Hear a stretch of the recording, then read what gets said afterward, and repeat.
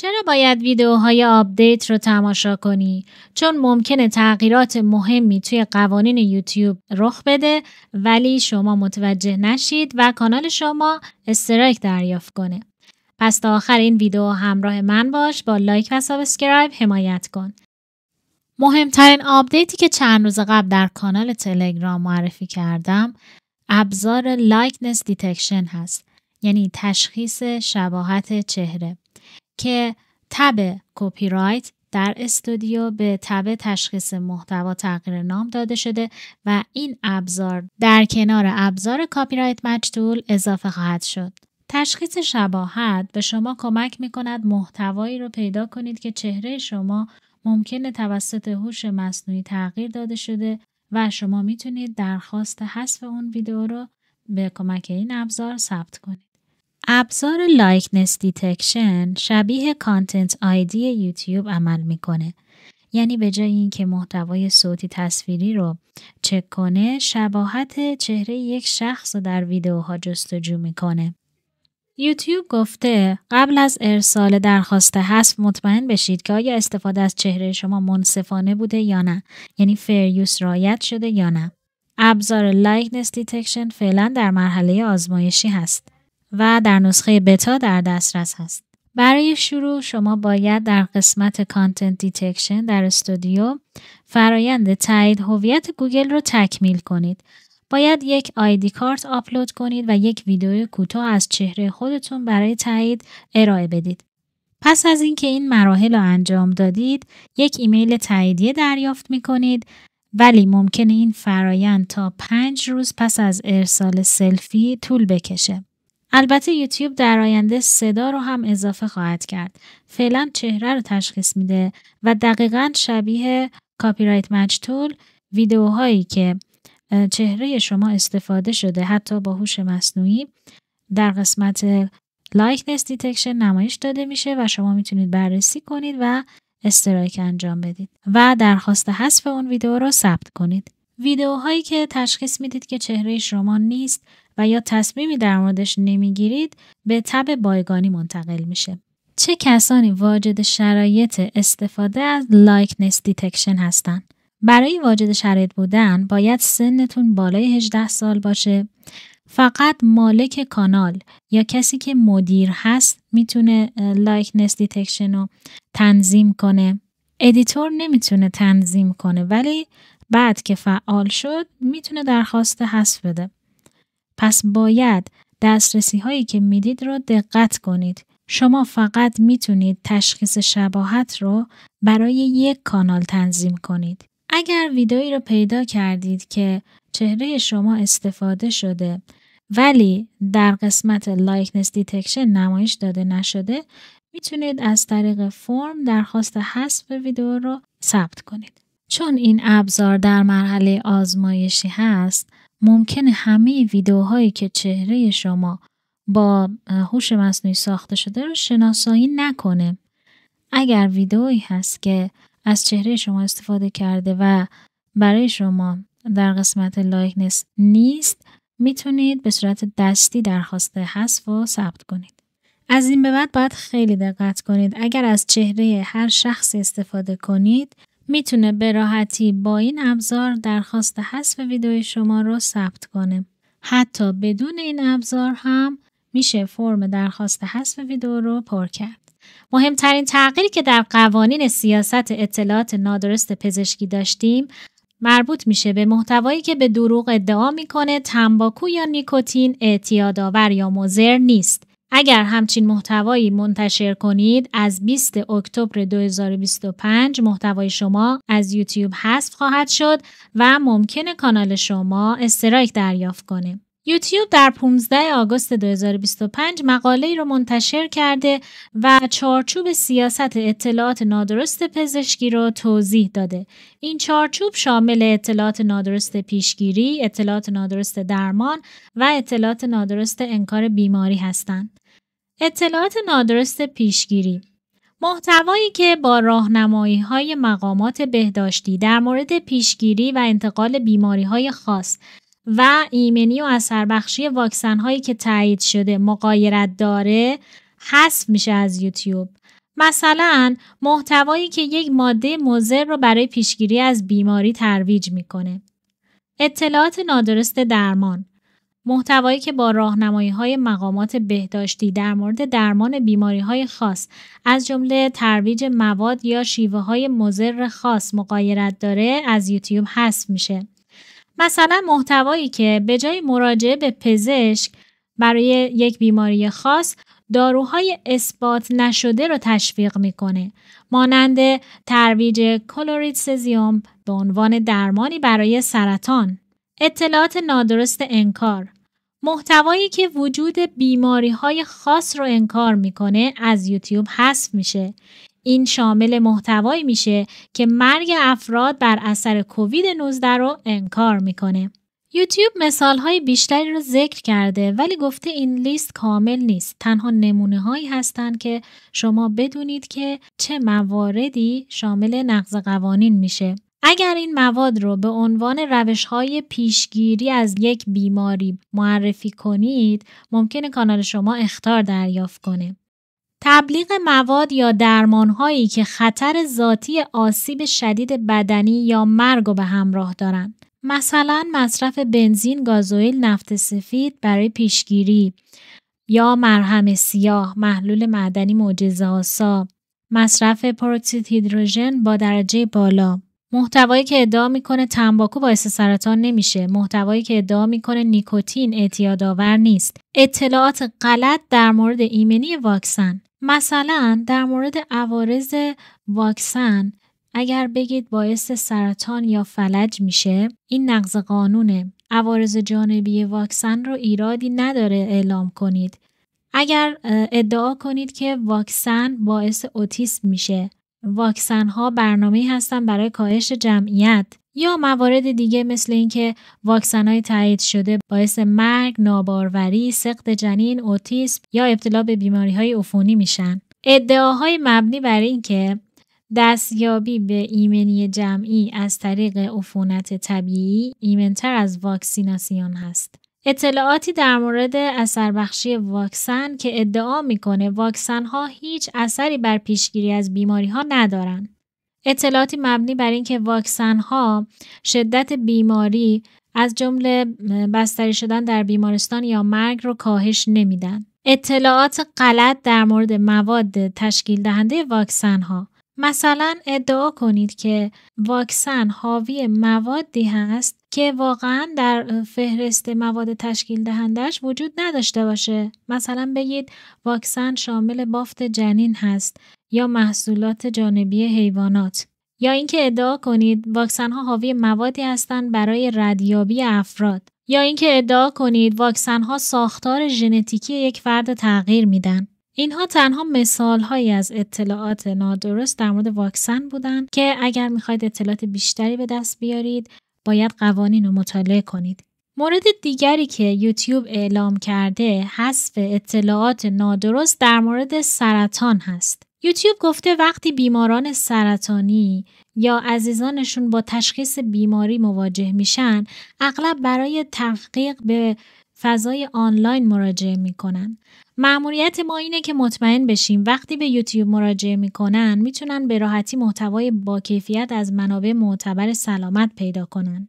از امروز یوتیوب محتوایی که درمان سرطان رو مضر یا بی اثر میدونه از یوتیوب حذف میکنه و یا محتوایی که بینندگان رو از جستجوی درمان پزشکی منصرف میکنه. مثلا ویدئویی که ادعا میکنه سیر سرطان رو درمان میکنه یا به جای پرتو درمانی ویتامین C مصرف کنید از یوتیوب حذف خواهد شد. همچنین محتوایی که ادعا میکنه روش‌هایی برای درمان سرطان خارج از آزمایش‌های بالینی ایمن یا مؤثر هستن حذف میشه، مثل درمان هاکسی، انما قهوه، کلوریدسزیوم، متادون. محتوایی که ادعا میکنه درمان تضمینی برای سرطان خارج از درمان تایید شده وجود داره، یعنی روش‌های جایگزین مضر رو معرفی میکنه و بیمار رو از درمان حرفه‌ای دلسرد میکنه.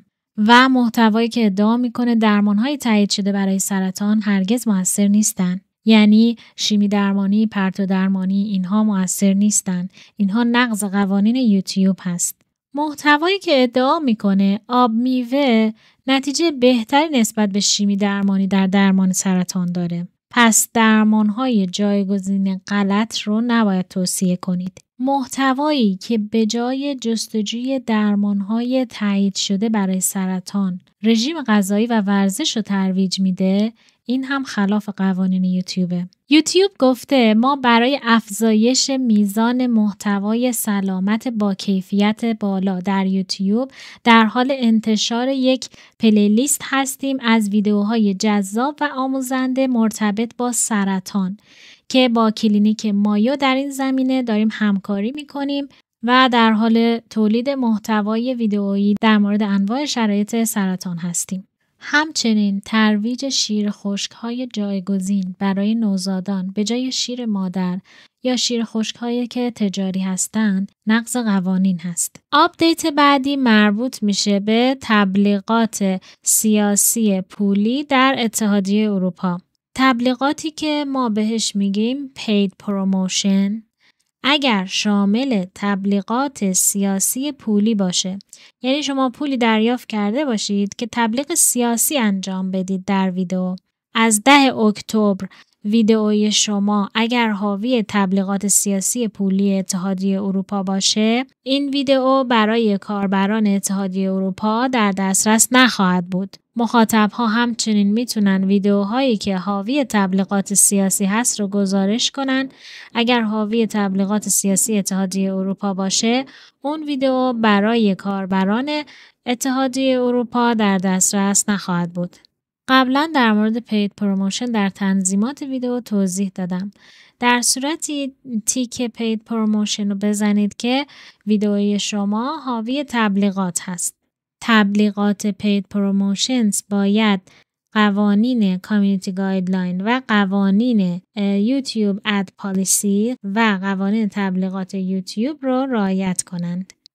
آپدیت بعدی مربوط میشه به ممبرشیپ. از 25 آگوست یک سیستم پرداخت جدید برای iOS اضافه میشه در دستگاه‌های آیفون و آیپد که در 16 سپتامبر این بروز رسانی برای همه اعضای ممبرشیپ کانال اعمال میشه. آپدیت بعدی مربوط میشه به شورت ویدیو. شما اکنون میتونید شورت ویدیوتون رو داخل اپلیکیشن ادیت کنید، کات بزنید، موسیقی اضافه کنید، متن زمانبندی شده اضافه کنید. این تغییرات اکنون برای دستگاه‌های اندروید موجوده و به تدریج در هفته آینده برای همه سازندگان منتشر میشه. آپدیت بعدی مربوط میشه به لایو استریم. پس از اینکه لایو تموم شد، هایلایتی به طور خودکار ایجاد میشه از لایو استریم شما که لایو استریمتون باید با موبایل انجام شده باشه که این هایلایت ایجاد بشه. یک شورت ویدیو کوتاه ایجاد میشه و اگر دوست داشتید این شورت ویدیو کوتاه رو یا همون هایلایت رو در کانال خودتون آپلود میکنید. به طور پیش‌فرض روی حالت پرایوت قرار داره این هایلایت. لایو استریم شما باید چه ویژگی‌هایی داشته باشه که یک هایلایت بعد از پایان لایو استریم ایجاد بشه؟ لایو شما باید بین 10 دقیقه تا 12 ساعت باشه. به وسیله موبایل پخش بشه به صورت عمودی. این لایو استریم نمیتونه از یک صفحه نمایشی باشه که یک ویدئو یا یک متن رو داره به طور خودکار پخش میکنه. قسمت چت لایو استریمتون فعال باشه. لایو استریم رو نباید مخصوص کودکان تنظیم کنید و باید استانداردهای ایمنی رو رعایت کنید. آپدیت های جدید یوتیوب برای لایو استریم در ماه سپتامبر چه مواردی بوده؟ بازی های تعاملی در لایو استریم. یوتیوب امکان اجرای بیش از 75 بازی ساده مثل انگری بیردز، تریویا کرک را حین لایو فراهم کرده. مخاطب میتونه همزمان هم بازی کنه و هم تعامل داشته باشه. این لایو ها قابل مانیتایز هستن. پخش همزمان عمودی و افقی. میتونی همزمان لایو رو به صورت عمودی برای موبایل و افقی برای دسکتاپ اجرا کنی. چت ها یکی میمونن و تجربه کاربر در هر دستگاه بهینه میشه. در لایو عمودی مخاطب بهتر میتونه از فید شورت پیدا کنه. لایو واکنشی ریاکشن لایو. میتونی با موبایل لایو عمودی بذاری و همزمان به ویدیو یا لایو دیگران ریاکت نشون بدی. برای تحلیل، نقد، تعامل با مخاطب عالیه. حالت تمرینی قبل از لایو. قبل از اینکه لایو بری میتونی همه چیز رو تست کنی. صدا، تصویر، گرافیک، بدون اینکه کسی ببینه مناسب هست برای آماده سازی. لایو مخصوص اعضای کانال یا ممبرشیپ. میتونی لایو عمومی رو در لحظه تبدیل کنی به لایو خصوصی برای اعضای کانال. یعنی مثلا وسط لایو بگی ادامه لایو فقط مخصوص ممبر هاست. برای آموزش های خصوصی خوبه و یا پرسش و پاسخ. تبلیغات کنار تصویر. در نسخه دسکتاپ و تلویزیون تبلیغات به صورت کناری نمایش داده میشن و لایو قطع نمیشه. یعنی دیگه وسط لایو تبلیغ پخش نمیشه که مخاطب اذیت بشه، کنار لایو پخش میشه. آپدیت های مربوط به لایو استریم در ماه‌های آینده در موبایل اجرا میشه. یوتیوب گفته در ماه‌های آینده ابزارهای جدیدی رو برای پادکسترها معرفی میکنیم که بتونید به طور عمیق‌تر با مخاطب‌ها ارتباط برقرار کنید. همچنین بتونید از پادکستتون شورت ویدیو و کلیپ بسازید. و مورد جذاب دیگه‌ای که قرار اضافه بشه تبدیل صدا به ویدیو هست. پادکسترهایی که اولویتشون صدا هست، این ابزار به شما کمک میکنه به راحتی با کمک هوش مصنوعی یک ویدئویی برای پادکست صوتیتون ایجاد کنید که این یک آپدیت بسیار عالی خواهد بود. ویژگی تبدیل صدا به ویدئو و همچنین تبدیل پادکست به شورت ویدئو در اوایل سال آینده، یعنی در ماه جنیوری، در دسترس خواهد بود برای کاربرهایی که در آمریکا هستند.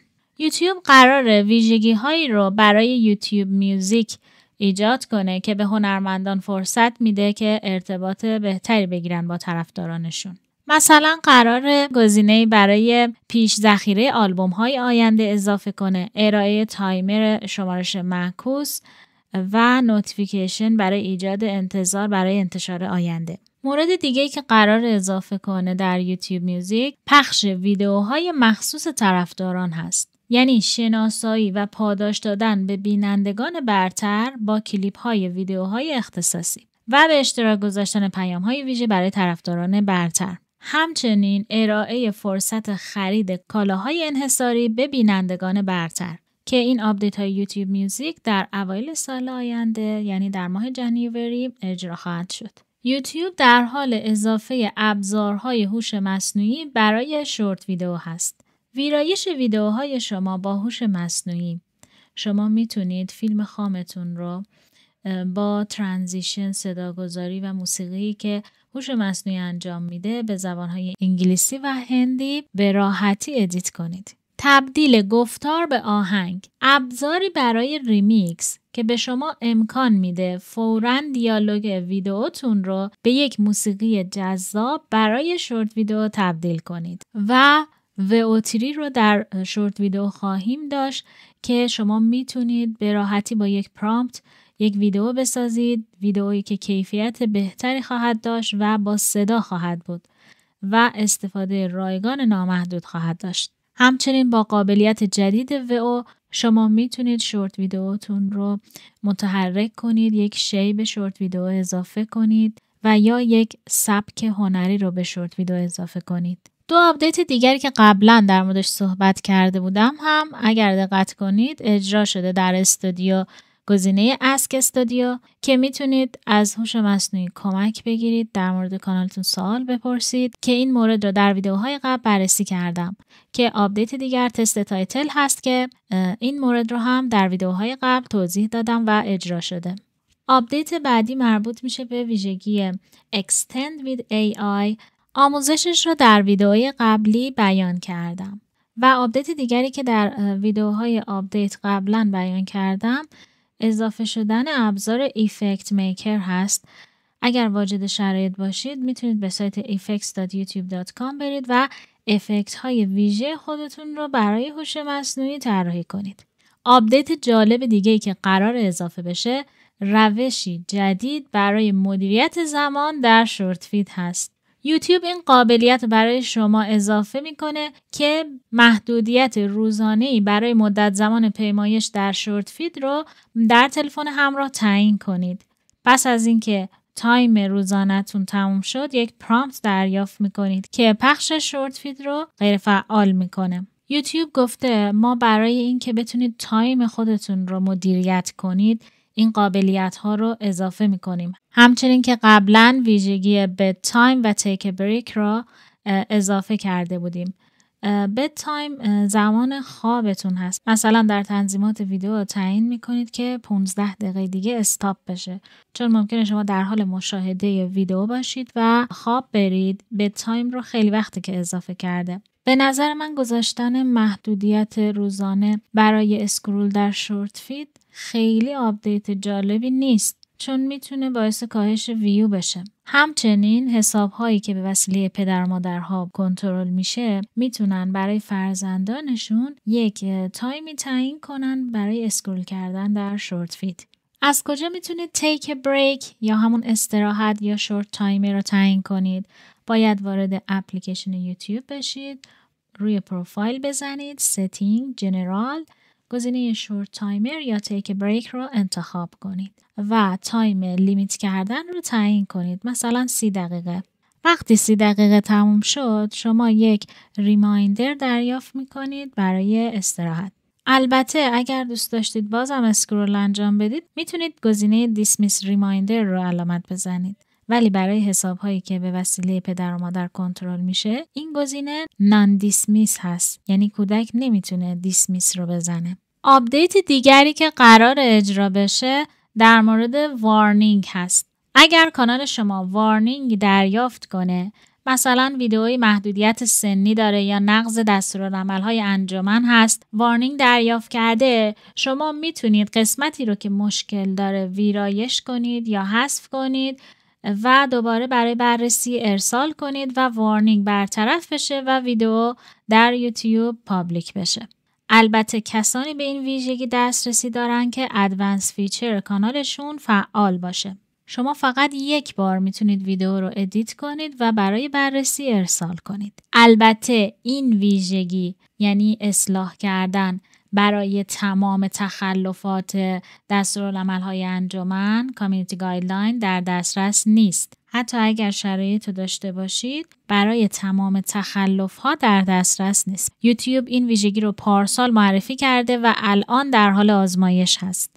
اگر شرایط داشته باشید گزینه اصلاح محتوا رو توی استودیو مشاهده میکنید. شما میتونید کات بزنید، بلر کنید یا میوت کنید، بی صدا کنید و تغییراتی که انجام دادید یک بار اجازه دارید برای بررسی ارسال کنید. تیم یوتیوب بررسی میکنه و وارنینگ از کانال شما برداشته میشه. اگر هم فکر میکنید هیچ تخلفی انجام ندادید، مثل قبل میتونید درخواست تجدید نظر رو ارسال کنید.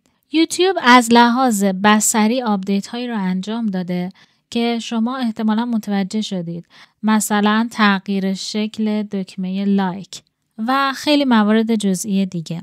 همچنین در قسمت کامنت ها هم از لحاظ بصری تغییراتی داشتیم. 3 گزینه داریم: تاپ، تایم، نیوست. گزینه تایم یعنی کامنت شما چقدر قدیمی هست.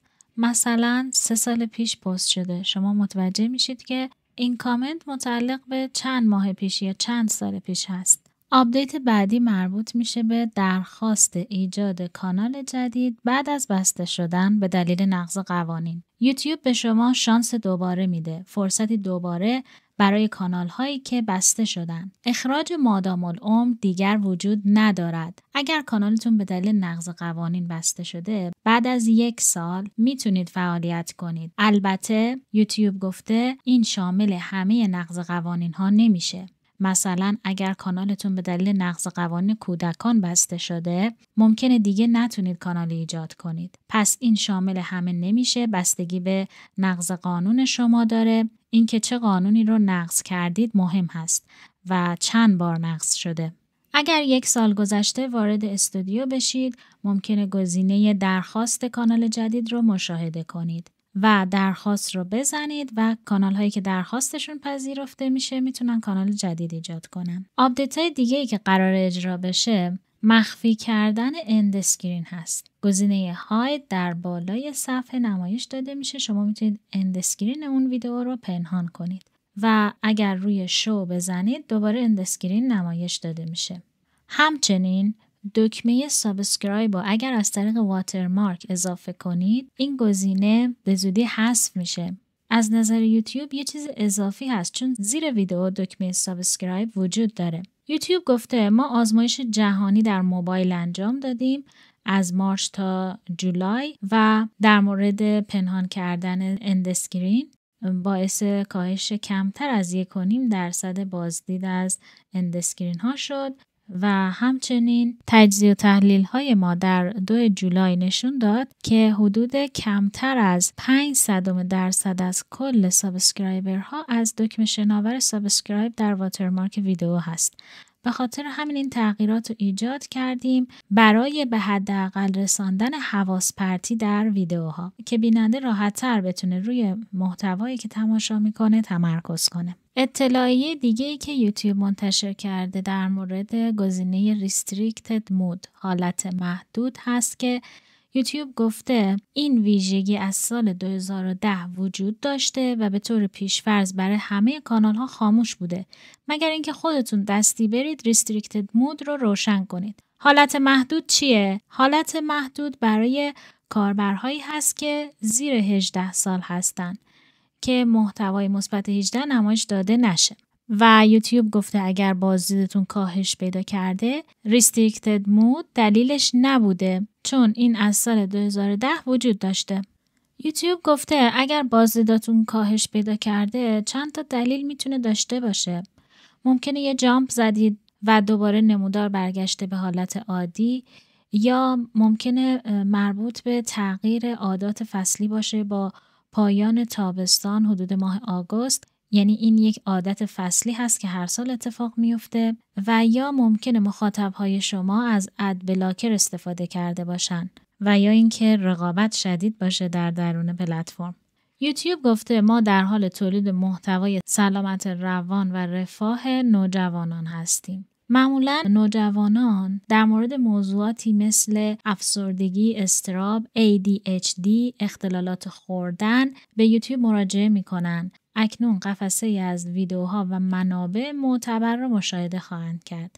ما با همکاری متخصصان و مؤسسه‌های معتبر محتوای مخصوص نوجوان را در مورد این موضوعات تولید کردیم. یوتیوب همچنین گفته به مناسبت روز جهانی سلامت روان یک پلیلیست برای نوجوانان در مورد سلامت روان منتشر کردیم. بریم سراغ چند تا از آپدیت های جالب. اگر کلمه ماینکرافت رو سرچ کنید موس شما به شکل بازی ماینکرافت در میاد. آپدیت دیگه‌ای که در 20 اکتبر اجرا شده تست AI لیپ سینکینگ هست، یعنی قراره حرکت لب‌ها با صدایی که ترجمه میشه هماهنگ بشه. ممنون که تا آخر ویدیو رو تماشا کردید. اگر میخواید تمام قوانین یوتیوب رو به طور کامل بدونید میتونید دوره آموزش یوتیوب رو خریداری کنید. با لایک و سابسکرایب حمایت کنید.